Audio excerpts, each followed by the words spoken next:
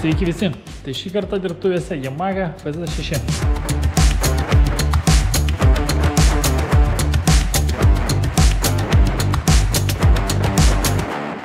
Tai Yamaha FZ6, 25 metų gamybos motociklas, vizualiai dar ne visiškai supuvęs ir aš manau, kad aišku, iš bet kurio galima ką nori padaryti, viskas remiasi į biudžetą, bet sakykime šiuo atveju tai motociklas gauna, užsidirbo, kaip sakoma, per gyvenimą naujas padangas, tai galas jau pamanytas, priekį dar reikia pakeisti, truputėlį stringa priekiniai stabdžiai, tai reikia padaryti tą elementariai profilaktiką, pasižiūrėti, kaip ten būklė viduje ir viskas, kalaidėlių likti dar yra, nieko daryti nereikia, turime tokį, kaip čia parodyti. Trūksta varžto, tai reikės kažką tai įsukti, taip pat yra visiškai palaidęs vairo guolis. Ir labai tikėtina, kad jisai blogas, šiek tiek sulinkęs vairas, šita dalis, reiškia, į viršų užsiskleidus, o gal ir ne, o gal šita visgi į apačią, nežinau, čia reikės pasižiūrėti, bet pagal viską tai aš tikėčiau, kad ana pusė dėl to, kad čia va yra įlūžę, tai galbūt šitas motociklas yra pasiridenęs ant šito šono kažkada tai nuvirtęs, reiškia, ir tas vairas tiesiog užsikėlė į viršų. Tai, tikėtina, kad ir šitą dalyką pabandysime padaryti. Kas čia dar? Galinių stabdžių profilaktika reikalinga. Tai toliau, aišku, tokie, sakykime, labiau profilaktiniai darbai, tai sinchronizacija, žvakės ir oro filtras. Tai reikės, žvakės tai reikia pakeisti, oro filtrą reikia pažiūrėti, ar geras ar ne. Jeigu blogas, prisiteršęs, reiškia, pelėsim ir kerpiam paugęs, tai reikės irgi jį pamainyti. Taip pat turime nežmoniškai sunkiai besispaudžiančią sankabą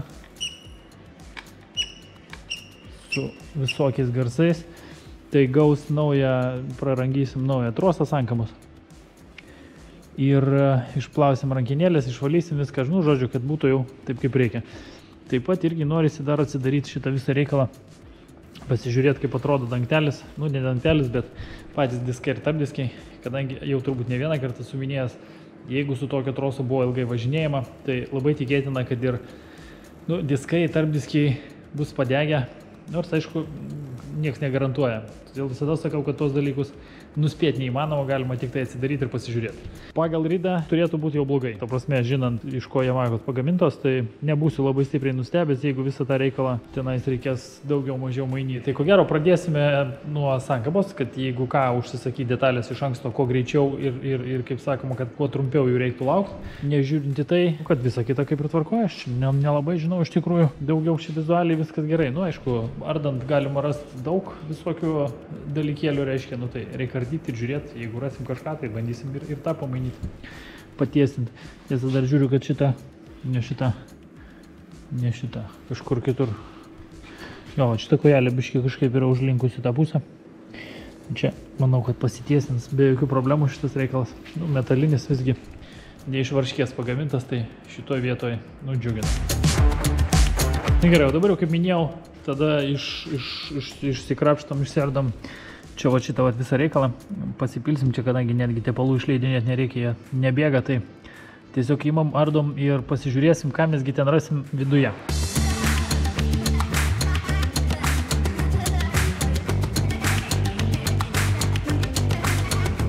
Na ką, tai išardžius sankabą yra siurprizas. Tikėjausi, kad pati sankaba bus prastesnės būklės, bet kaip rodo praktika, viskas visai neblogai. Diskeliai gražus, neperkaitę, patys frikciniai diskai. Yra pagadintų, bet ne visi. Pažiūrėkit, tarpdiskis, reiškia vienas turi, o čia kelias dėmės, bet labai nedaug. Pats diskas neatrodo, kad būtų perkaitęs. Ar sudegintas, tai pavadinkime. Čia yra keli, čia daugiau biški šitų dėmelių yra ant krašto. Bet, ir pats diskas, palei pat kraštą, matosi biški juoduoja.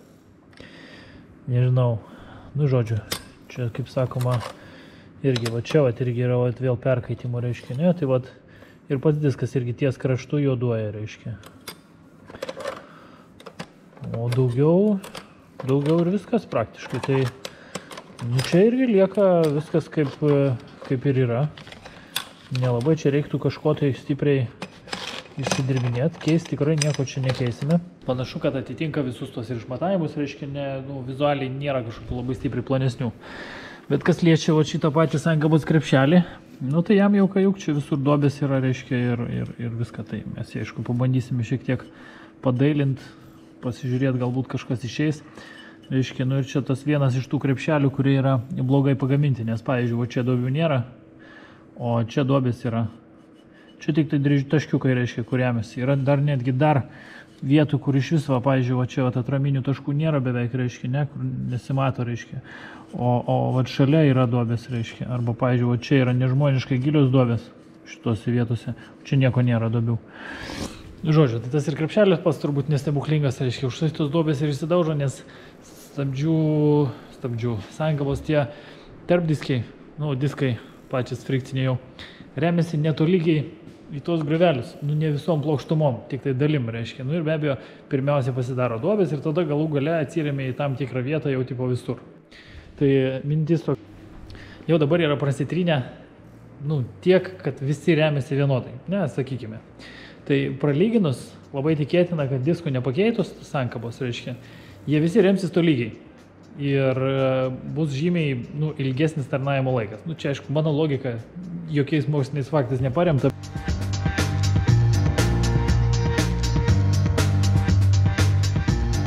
Tai truputį prasardžiau ir motociklo priekį. Dabar matosi, kad nulūžę, ta prasme, nereikėjo išsukti varžtelio, kad atjungti, nu, atkabinti lempą pačią nuo šito, nuo plastiko priekinio. Tai nulūžę, tai ką dabar daryti? Čia vat buvo kažkaip, nežinau, išlenkta, man atrodo biški. Šitas kampas, nu, va čia dažai sutrukinėjau, čia gražu viskas, reiškia, o čia vat ir parūdyja, ir išlenkta, čia panašu, kad gal... A jo, čia matyt bandyta buvo tiesinti, kišo kažkokį tai vamzdį vidų. Nekreivas, biški kreivas, biški tą pusę labiau užlinkęs, reiškia. Ai, nu gerai, bala nematė, čia mums, kaip sakoma, kol kas nėra taip stipriai aktualu. Gerai, tai toliau ką? Toliau reikia nusikrapštyti viską, kas čia dar priklauso, nusikrapštyti prie to motociklo. Visus laikiklius laidų kažkokius, tai visą šitą reikalą. Ir bus galima patikrinti, ir amortizatoriai nekreivi. Nors šiaip vizualiai, aišku, jeigu šitas linkęs buvo, tai galbūt gali būti ir amortizatoriai, reiškia kažkiek tai užsiraukia, nes ir vairas biški kreivas, reikia atiduoti patiesinti tą visą reikalą. Kad į kurvelnės. Pradedu nuo priekio, nes nu, reikia vežti keletą detalių patiesinti. Kaip sakoma, vienas iš tų detalių yra, viena iš tų detalių dar yra vat, nenuimtas vairas. Tai reikia tą dalyką nu, paruošti, kad kaip čia pasakyti, kad kol padarys, reiškia tą, kad nebūtų jau paskui laukimo kažkokio tai didelio, kuris gadina visus reikalus su visais kitais darbais, reiškia. Tai žodžiu ką, šitą nesąmonę reikia nusiimti. Dieve, kaip aš nekenčiu šitų ne gorila, o šitų, reiškia, jungčių. Tokia nesąmonė yra. Kai kurėlės. Vat šitų detalių, šitos dalies negaliu pernešti. Nu čia prisukta, aišku, atsuksim, nebėda. Tai vat, tai žodžiu, reiškia tokios tokelės, kaip sakoma, nieko negalima praleisti. Čia jau teks viską absoliučiai nusiimti iki paskutinės detalės. Oi, kaip nepamestų kamštelio, kaip lengva pamesti yra jį. Taip, į krūvelę. Nu gerai, raktą gal įkišti reikia čia, kad netrukdytų. Nu gerai, žodžiu, ardam toliau, pasižiūrėsim, kaip čia to šakės kreivos, nekreivos, kas čia su juom yra.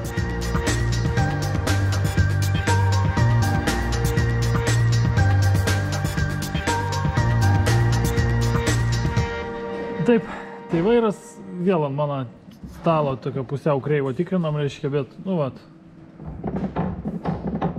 Ir viena pusė yra, aš nežinau, nu pagal mane ta pusė, bet aš neįsivaizduoju, reiškia, yra kairė pusė palinkus, reiškia, jeigu tai padedi, tai čia tada atsiranda vietos, va ten irgi va pakyla. Žodžiu, bet kokiu atveju turėtų būti simetriškas daugiau mažiau, tai reiškia, nu sakykim, aš bent jau pagal mano logiką, sakykim, bandysim padaryti kairę pusę, kad jinai, nu, pagal dešinį, ne, jeigu taip galima pasakyti, reiškia. Tai žodžiu, su šito viskas aišku, vairo golis, reiškia, negaliu parodyti kaip stringa, nes jis yra per laisvas. Nu,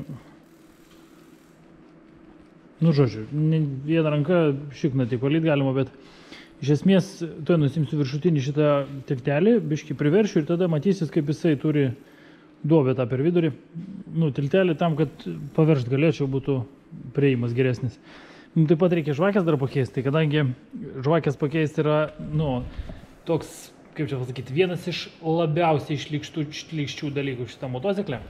Tai mes tą dalyką padarysime elementariai, tiesiog nusileidę radiatorių žemyn, kiek įmanoma, nu kiek leidžia žarnos, reiškia, ir tiesiog bus čia iš priekio prieimas, o kol nėra amortizatorių ir visų kitų nesąmonių, kurios čia būna viršuje, nu tai palengvina visą šitą reikalą labai stipriai. Taip pat, kad pakeisti sankabos trosą, reikės nusikrapštyti, reiškia, oro filtrą ir akumuliatorių išsitraukti, kad būtų galima jį pravesti, nu, tinkamuose vietose prikabinti, kad jisai tenais, kaip sakoma, nu, nesigadintų.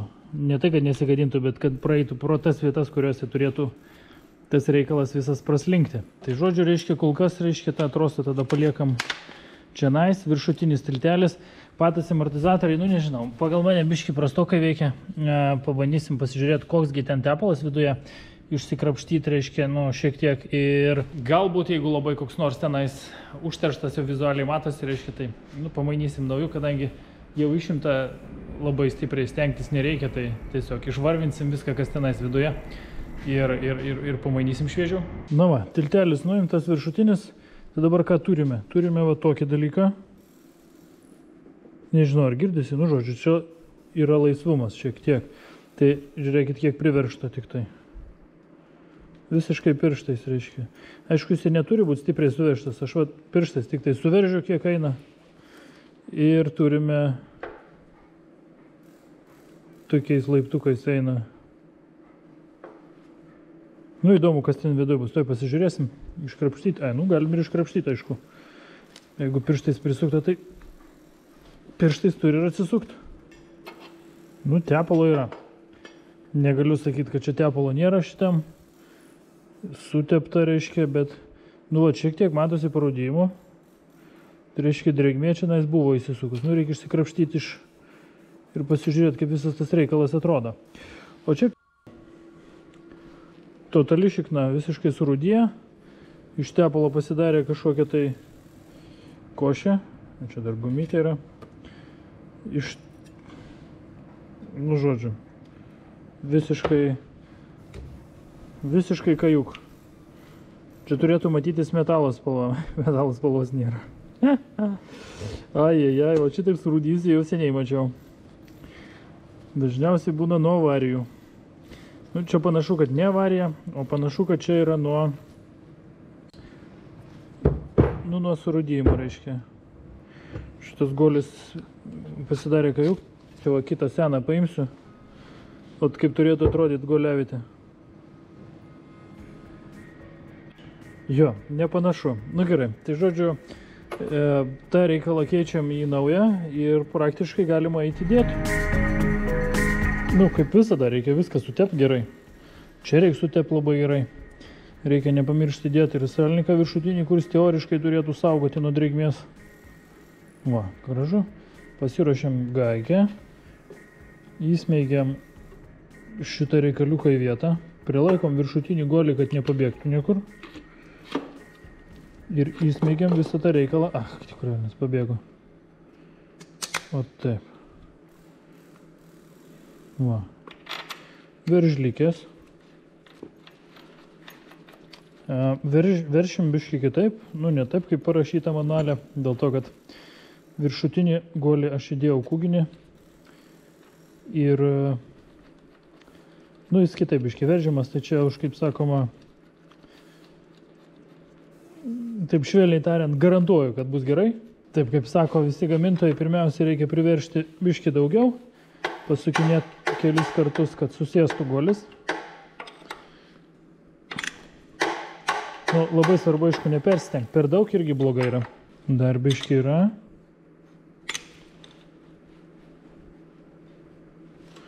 Viskas. Nu va. Švelniai dabar juda. Taip, reikia užveržti dar daugiau šitą, kad atsistotų ties tą vietą, kur turėtų atsistoti. Uždedam šitą ir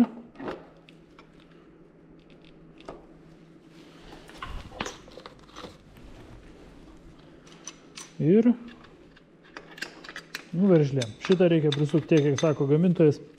Čia mes jau su juo nesiginčysim. Ta dalyką padarysim iškart po to, kai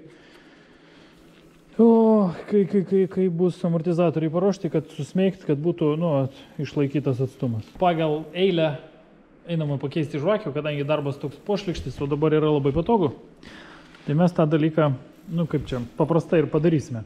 Tai pakankamai svarbu yra neprakirsti ir nepradurti radiatoriaus su ta atramėlė, kuri čia yra tam padaryta, kad jisai nesitabaluotų. Ten, kur neturėtų. Ir žvakutės, kaip sakoma, pasikeičia. O toliau eisim krapštyti amortizatorių, pasižiūrėsim, koksgi ten tepalas juose yra ir ar jį reiktų pakeisti ar ne.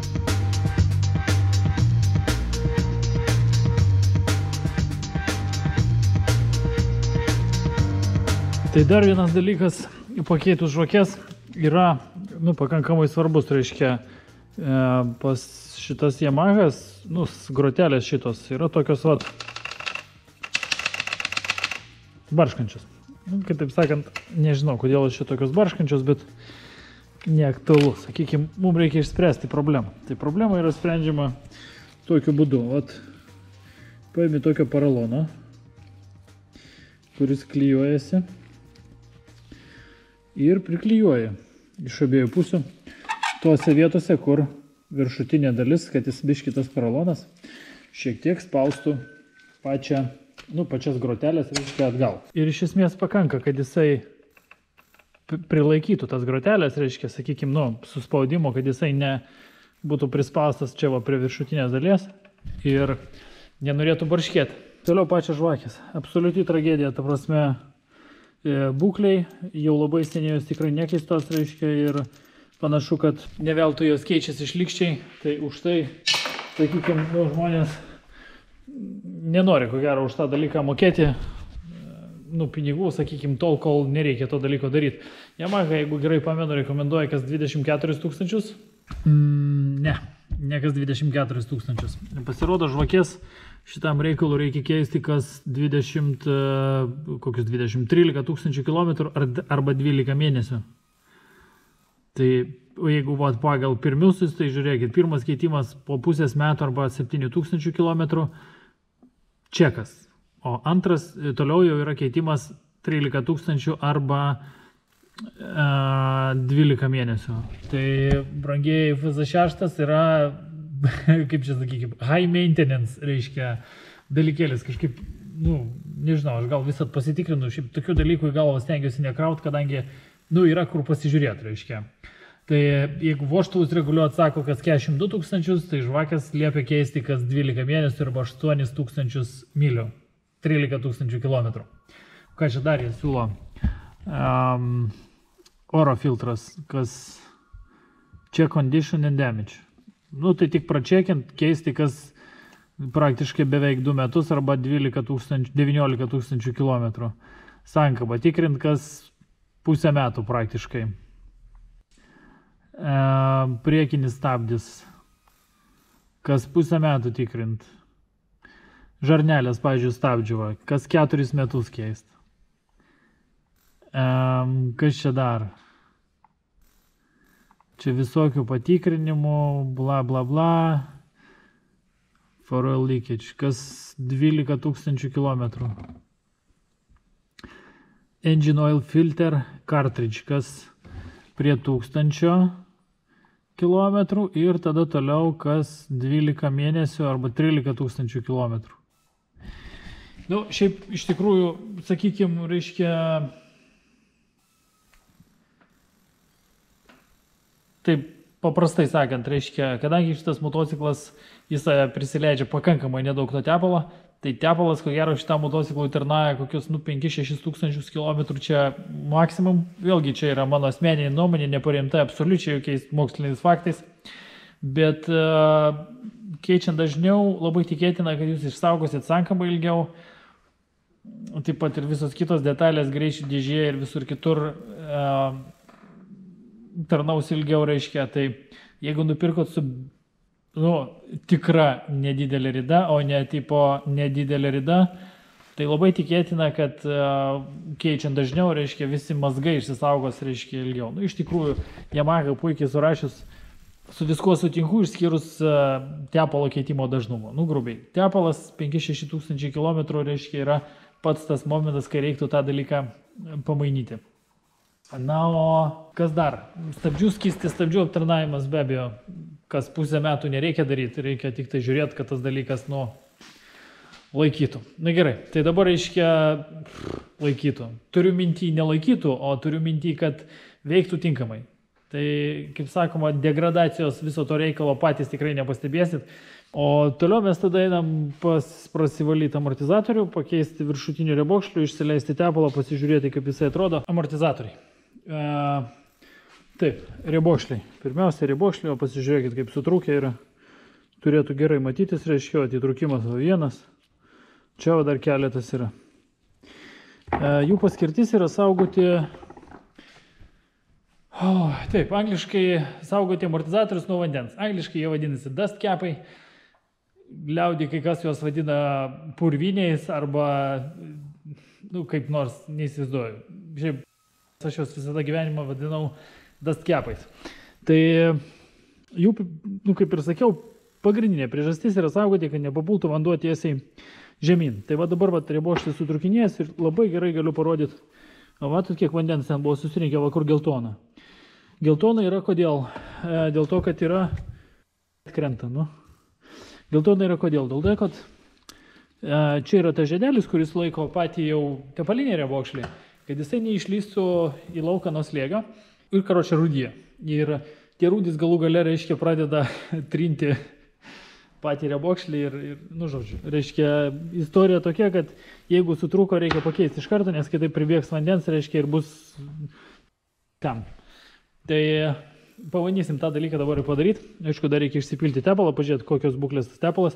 Labai apsišveičiau, reiškia, sakykime, rūdis kažkokios, tai ten musės nutriniau, reiškia, ir visa kita. Neidėlios būklės amortizatoriai, akmenukai jau biški juos, reiškia, kaip čia pasakyti, pačiupinėja gyvenime, reiškia, bet laikys. Darbinis paviršius nepažeistas, tai manau, kad važiuoti ir važiuodami.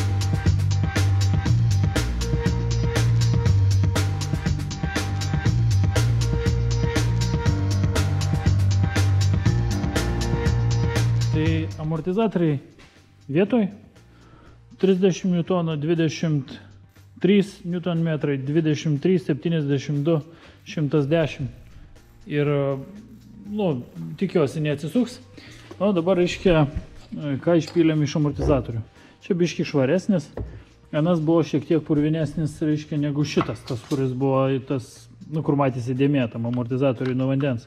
Pasižiūrėkit, kiek yra šito, reiškia, tos spalvos. Ir ta spalva yra metalo dulkės. Aš tik tai nežinau, kaip jums parodyti, kas yra metalo dulkės, reiškia, ir kaip jos atrodo.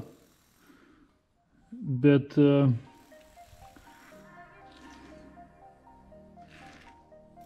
lieka, blem, ant to, tik aš nežinau, jos tiek smulkios, kad net nesimato. Pasižiūrėkit, kiek metalo dulkių iš tepalo aplinkui toks juodas susidarė žiedelis.